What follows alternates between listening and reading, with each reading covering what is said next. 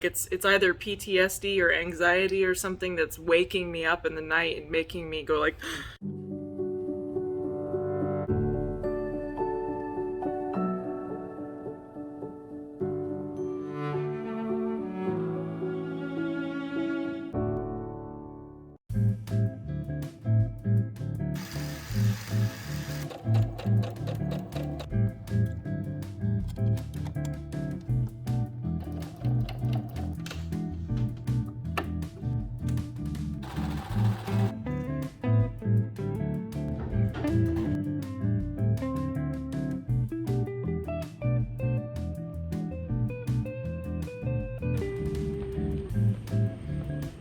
nope, it is too hot for this shit. And if you're wondering, I am still pregnant.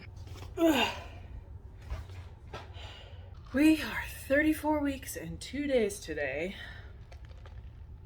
Trying to be festive by having a chai tea latte. I know it's not, a PSL or anything, and I don't think they've even come out with those yet. But, it's August, so to me, that's spooky season.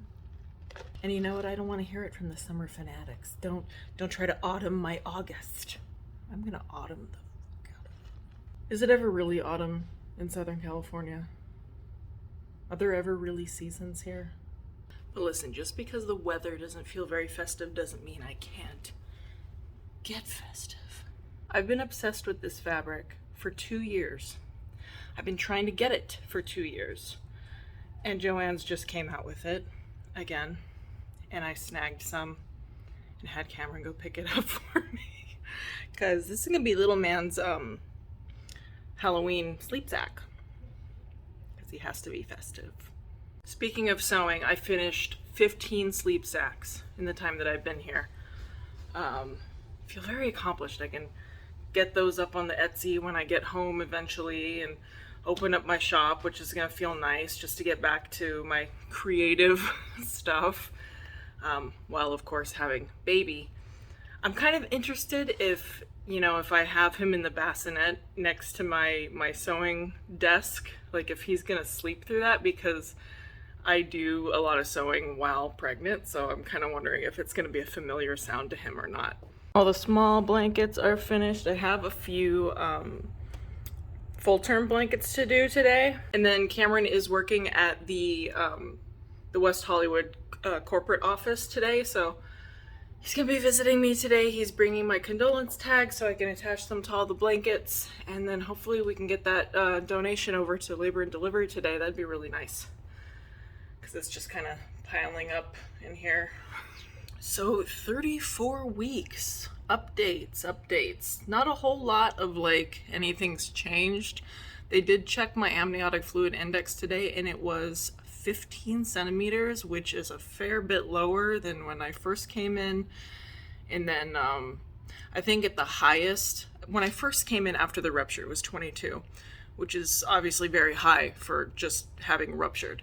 So that's where they had the theory that it was polyhydramnios. And then at the highest when they checked it, it was 26 centimeters. So that was pretty high.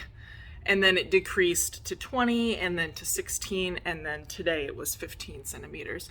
But down as low as 8 centimeters is normal, so he still has plenty of fluid. They're not too worried. It doesn't seem to be decreasing like a ton, unless I've, had more gush-like things. But yeah, it hasn't been too bad the last few days, the leaking, so I'm not too worried about it. Other than his fluid, steadily decreasing over time, I believe he's starting to drop. Like he's starting to engage in the pelvis, because the last couple of days it's been very painful. And it feels like I'm holding a bowling ball between my legs. Just a lot of pressure, very heavy. I feel like the belly has dropped down, not like significantly, but enough that it's like a little bit easier to breathe. And then while they were checking my amniotic fluid index, they just wanted to make sure that he was still vertex, head down. So they put the probe where they normally put it, and we instantly saw spine, and we were like, what? So then they actually had to like put the probe way lower to find his head. So that's how we were like, okay, yeah, seems like he's engaging in the pelvis, so that's good. I don't know if we're gonna have a growth scan this week. They haven't said anything about it, and we did just have one at 32 weeks. So I don't know if they would want to check it again for 34 weeks. Probably doesn't matter that much.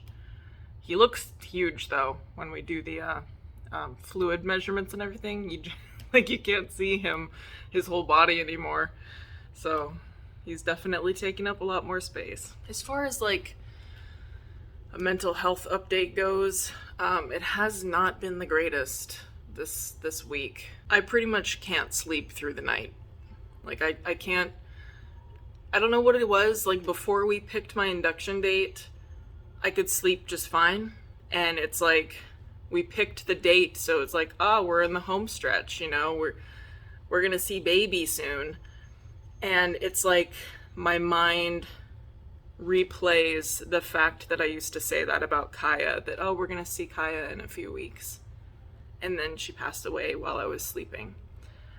So I feel like, I don't know, like it's either PTSD or anxiety or something that's waking me up in the night and making me go like, is he still there? And I wait for him to move, and then I feel him move, and then I like go back to sleep. But I keep waking up. It's like 3 or 4 times a night. Ugh. And then this morning, normally he will move because I'll ask him to move. I'll be like, okay, baby, Karen, let's, give me a little poke. Let me know that everything's good. And then within a couple minutes, he'll poke me.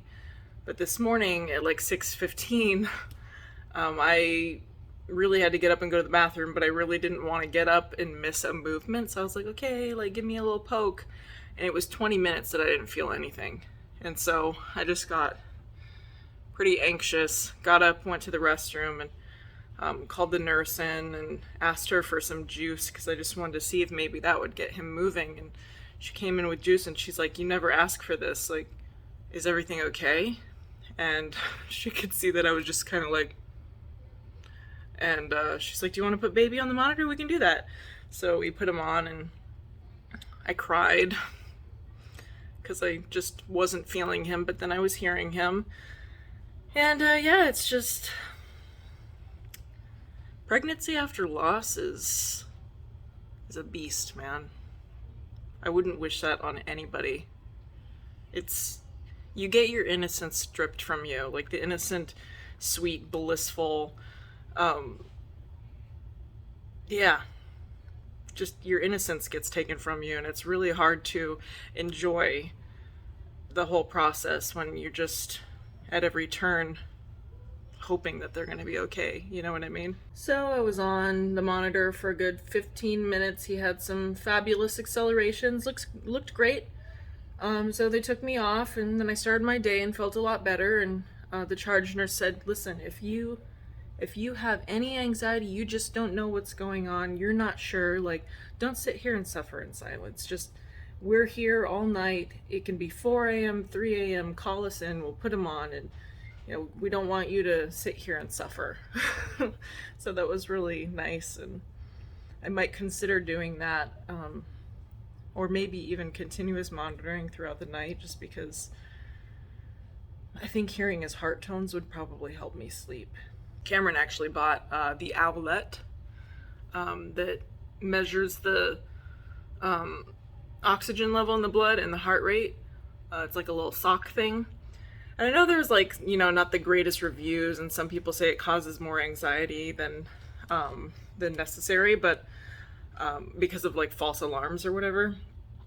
But I'm kind of the mind of, I'd rather have false alarms than no alarm and then something bad happens. You know what I mean? It was a very expensive investment, but I think a worthy investment, just so we can have some peace of mind and be able to sleep. You know what I mean? Because I feel like if I didn't have something like that, I'd just be staring at him while he sleeps all day and all night. Like, is he breathing? Put my hand on his chest. Is he? You know what I mean? So yeah, we got that. And one of his coworkers, she had it, and she's like, it was the best thing that she got because it really helped her anxiety. So yeah. Kameron also did decide to build Kieran's bedside bassinet just to have that ready to go for when we eventually get home, hoping he can go home right away. And he was so proud of himself, he filmed himself building it. So, I am now building Kieran's little bassinet.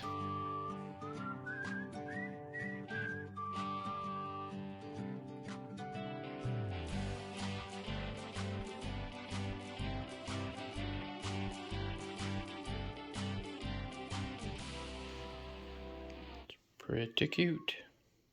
Other than the bassinet, I also ordered this really tall, like, pet gate that's 36 inches tall, just to put in the space, the opening that's between the bathroom and our bedroom, like the master bathroom and our bedroom, to keep our special needs cat in there. I know she definitely will not be able to jump over 3 feet tall pet gate, because she's a bit chunky.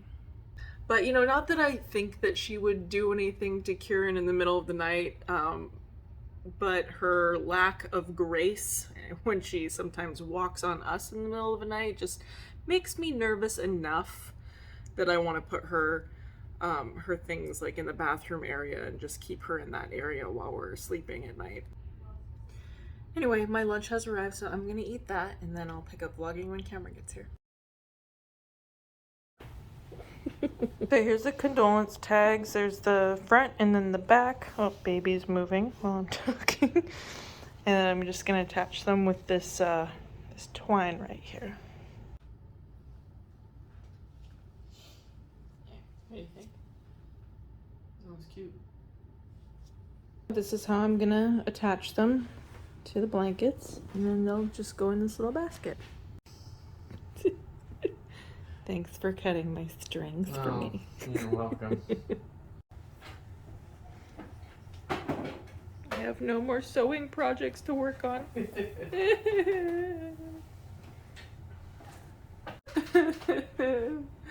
Goodbye.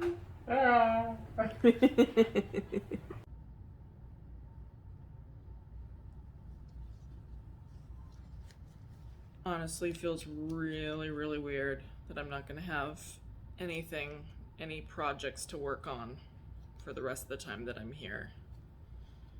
But we just figured take all my stuff out of here, or most of my stuff anyway, just because it'd be one less thing to have to deal with when we're leaving the hospital after he's born.